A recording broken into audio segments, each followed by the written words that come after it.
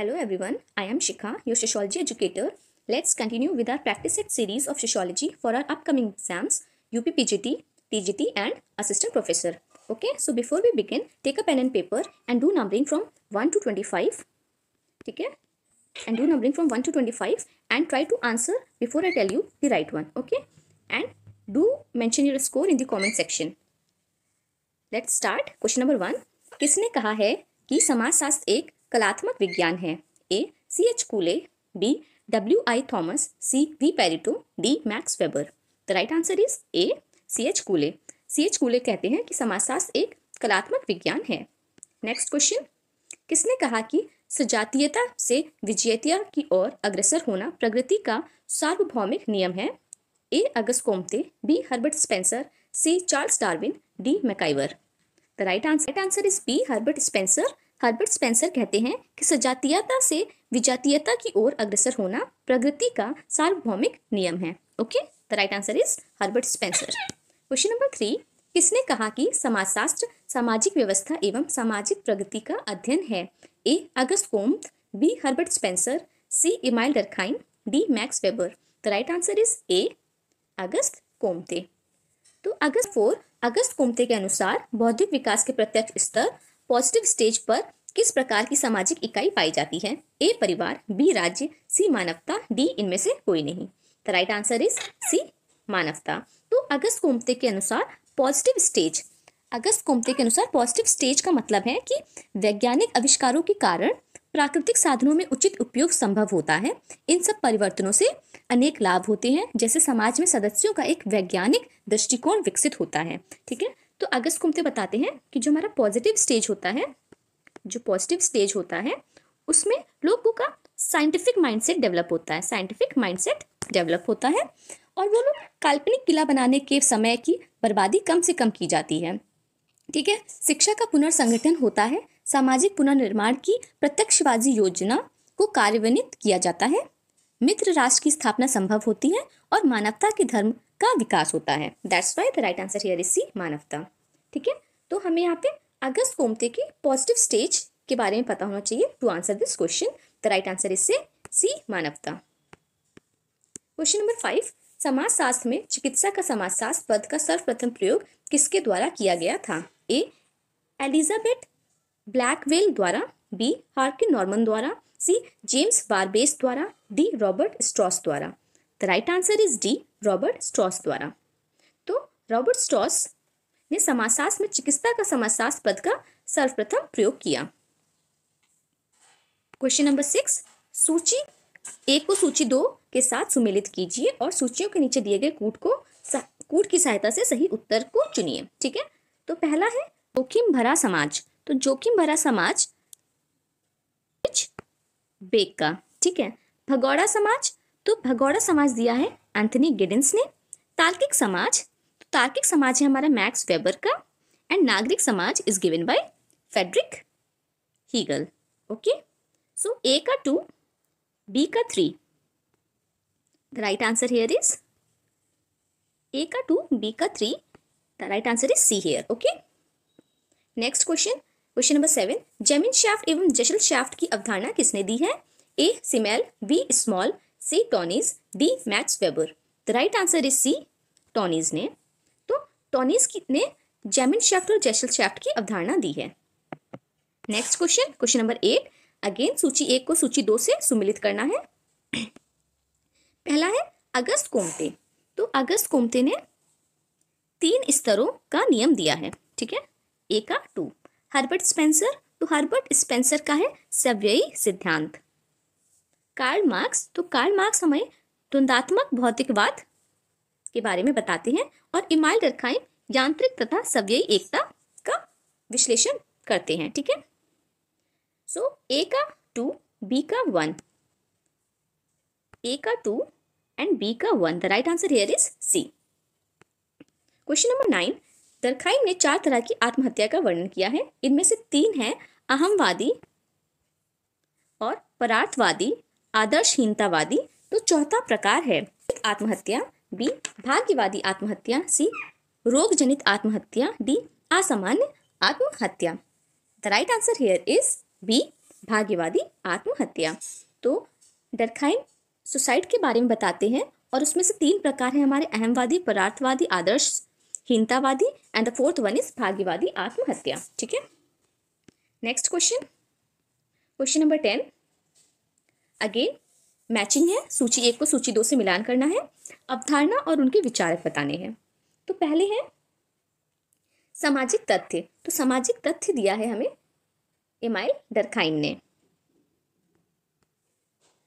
सामाजिक तथ्य is given bye email Durkheim. Email Durkheim विचारक है सामाजिक तथ्य के। ठीक है, आदर्श प्रारूप, आदर्श प्रारूप है हमारा मैक्स वेबर का। आत्मदर्पण अगेन राइट CH कूले है। 4th इज भौतिक संस्कृति। तो भौतिक संस्कृति इज गिवन बाय WF ऑकबर्न। ठीक है, the right answer is 1, 2, 3 and 4। The right answer is B। Question number 11 निम्नलिखित में से कौन एक समिति एवं संस्था दोनों का उदाहरण है। ये हम लोगों ने कल जो प्रैक्टिस सेट सॉल्व किया है उसमें हम लोगों ने ये सवाल को कवर किया था। ठीक है, तो इसमें से कौन से समिति और संस्था दोनों के उदाहरण है। ऑप्शंस है A परिवार, B क्लब, C विवाह और D विश्वविद्यालय। The right answer here is A परिवार। तो जो परिवार है तो उसमें हम लोग समिति और संस्था दोनों के ही सदस्य होते हैं। तो ये उदाहरण समिति और संस्था दोनों का उदाहरण है परिवार। ठीक है, तो नेक्स्ट इज क्वेश्चन नंबर 12 निम्नांकित में से कौन एक समिति है। A धार्मिक कृत्य के लिए एकत्रित लोग, B एक सभागार के अंदर एकत्रित लोग, C क्रिकेट मैच देख रहे लोग, D उपयुक्त में से कोई नहीं। The right answer is A धार्मिक कृत्य के लिए एकत्रित लोग एक प्रकार की समिति है। अगेन मैकाइवर व पेज के अनुसार समिति मनुष्य का एक समूह है जिसे किसी सामान्य उद्देश्य या उद्देश्यों को प्राप्त करने के लिए संगठित किया गया है।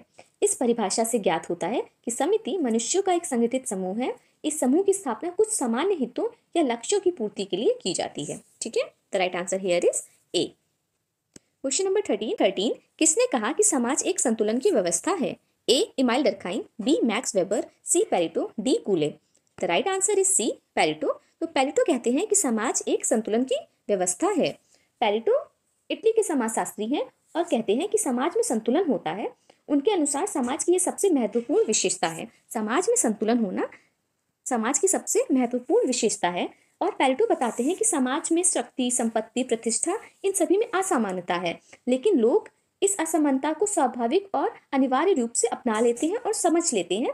तो इसे ही हम लोग संतुलन कहते हैं कि समाज में अधिकतर इस चीज को लोग मान लेते हैं, एक्सेप्ट कर लेते हैं। तो दिस एक्सेप्टेंस इज संतुलन। ओके, क्वेश्चन नंबर 14 निम्नलिखित में से कौन से अभियान द्वितीय विश्व युद्ध के बाद उत्पन्न हुए, समाज के लिए प्रयुक्त हुए। पहला है उत्तर औद्योगिक समाज, सेकंड आधुनिक समाज, थर्ड इज बहुराष्ट्रीय समाज, 4th मीडिया समाज, 5th उपभोक्ता समाज। नीचे दिए गए कूटों की सहायता से सही उत्तर का चयन कीजिए। तो प्रश्न में पूछ रहा है कि द्वितीय विश्व युद्ध के बाद उत्पन्न हुए समाज के लिए प्रयुक्त हुए हैं। तो द्वितीय विश्व युद्ध के बाद जो समाज की जिस तरह का समाज उत्पन्न हुआ वो था हमारा उत्तर औद्योगिक समाज, बहुराष्ट्रीय समाज एंड मीडिया समाज। ठीक है, the right answer is 1, 3 and 4। The right answer is C। Question number 15 किसने समाज को सरल, मिश्रित, दोहरे मिश्रित एवं तिहरे मिश्रित में व्यक्त किया है। A email Durkheim, B F टॉनीज, C CH कूले, D H Spencer. The right answer is D H Spencer. तो स्पेंसर द्वारा समाज का वर्गीकरण 4 पार्ट्स में हुआ है। पहला है सरल समाज, दूसरा है जटिल समाज, तीसरा है 2 गुना जटिल समाज और फिर आता है 3 गुना जटिल समाज। ठीक है, the right answer here is Herbert Spencer. Next question number 16 निम्नलिखित में से कौन सी विशेषताएं औद्योगिक समाज से संबंधित है। A विशेषीकरण, 2 अधिकतम उत्पादन, 3 उपभोग के लिए उत्पादन, 4 प्राथमिक संबंधों का प्रभुत्व, 5 हस्तचलित औजारों का प्रयोग। The right answer is A 1 and 2। तो विस्तृत क्षेत्र में उसकी विशाल जनसंख्या, पेशागत विभेदीकरण तथा विशेषीकरण 1। ठीक है, 1 इज करेक्ट। एंड बड़े पैमानों पर वस्तुओं का उत्पादन, अधिकतम उत्पादन 2 भी सही है। उपभोग के लिए उत्पादन ये गलत है। हम लोग ने अब उत्पादन प्रॉफिट के लिए करने लगे हैं, ठीक है, ना कि उपभोग के लिए, क्योंकि अगर सिर्फ और सिर्फ उपभोग के लिए करते तो इनफ था, लेकिन we are now producing to make profit, ठीक है। फोर्थ है प्राथमिक संबंधों का प्रभुत्व। तो औद्योगिक समाज में प्राथमिक संबंधों का प्रभुत्व नहीं है। हस्तचलित औजारों का प्रयोग नहीं, it is more mechanised now, ठीक है। अब हम लोग मशीनों का प्रयोग करते हैं, ना कि हाथ से चलने वाले औजारों का। तो औद्योगिक समाज की विशेषताएं हैं इसमें से अधिकतम उत्पादन और विशेषीकरण, ठीक है। The right answer is 1 and 2 only. Next question number 17। पूर्व औद्योगिक समाज की अवधारणा किसके द्वारा प्रस्तावित की गई? ए. सेंट साइमन द्वारा, बी. किंग्सले डेविस द्वारा, सी. एच. जॉबर्ग द्वारा एंड डी. रॉबर्ट पार्क द्वारा। The right answer is C. H. Zorbaugh द्वारा।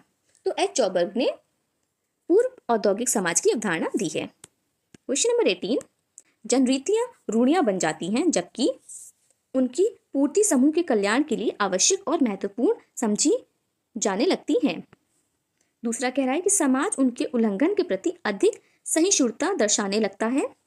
लोग उपहास और हल्की आलोचना जैसी अनौपचारिक अभिभातियों का सहारा लेने लगते हैं। फोर्थ है उचित और अनुचित संबंधी विचारें उनसे जब जुड़ने लगते हैं। निम्नलिखित कूटों की सहायता से सही उत्तर का चयन कीजिए। The right answer is D 1 and 4 कि जब जनरीतियां रूढ़ियां बन जाती हैं क्योंकि उनकी पूर्ति समूह के कल्याण के लिए आवश्यक है और महत्वपूर्ण समझे जाने लगती है। And the last one is कि उचित और अनुचित संबंधी विचार उनसे जुड़ने लगते हैं। The right answer is D here. द्वितीय समूहों को शीत जगत नाम किसने दिया है? ए. मैकाइवर एवं Page, B. Landis, C. Ogburn एवं Nimkoff, D. Cooley. The right answer is B. Paul Landis, ठीक है। तो पॉल लैंडिस ने द्वितीय समूह को शीत जगत का नाम दिया है। The right answer is Paul Landis. Next question number 20। द्वितीय समूह विशेषीकृत होते हैं। ए. अनौपचारिक संबंधों द्वारा, बी. व्यक्तित्व संबंधों द्वारा, सी. आमने सामने के संबंधों द्वारा, डी. औपचारिक संबंधों द्वारा। The right answer is D. औपचारिक संबंधों द्वारा। Question number 21। जो प्रतिमान स्थिर होते हैं और एक संस्कृति से दूसरी संस्कृति में एवं एक युग से दूसरे युग में भिन्न नहीं होते वे कहलाते हैं। ए. सांस्कृतिक सार्वभौमिकताएं, बी. सांस्कृतिक विशेषताएं, सी. सांस्कृतिक अवशेष, डी. सांस्कृतिक पूर्णताएं। The right answer is D. सांस्कृतिक पूर्णताएं। ओके। Next question number 22। अपने से भिन्न लोगों की संस्कृति ग्रहण करने की प्रक्रिया कहलाती है। ए. सामाजिकरण, बी. पश्चिमीकरण, सी. संस्कृतिकरण, डी. परसंस्कृतिकरण। The right answer is D. परसंस्कृतिकरण। तो भिन्न लोगों की संस्कृति ग्रहण करने की प्रक्रिया परसंस्कृतिकरण कहलाती है और ये बीयरस्टीड ने कहा है, ठीक है। बीयरस्टीड ने बहुत सरल शब्दों में कहा कि अपने से भिन्न लोगों की संस्कृति ग्रहण करने की प्रक्रिया परसंस्कृतिकरण कहलाती है। ओके। Next question number 23। किसने संस्कृति का वर्गीकरण चेतनात्मक, विचारात्मक एवं आदर्शात्मक प्रकार में किया? A. Thomas Ward, B. Herbert Spencer, C. Emile Durkheim, D. P.A. Sorokin. The right answer is D. P.A. Sorokin. Question number 24। संस्कृति का मुख्य वाहक कौन सा है? ए. ग्रह, बी. सड़क, सी. प्रतीक, डी. व्यक्ति। तो संस्कृति का मुख्य वाहक है हमारा प्रतीक। The right answer is C. प्रतीक। Question number 25।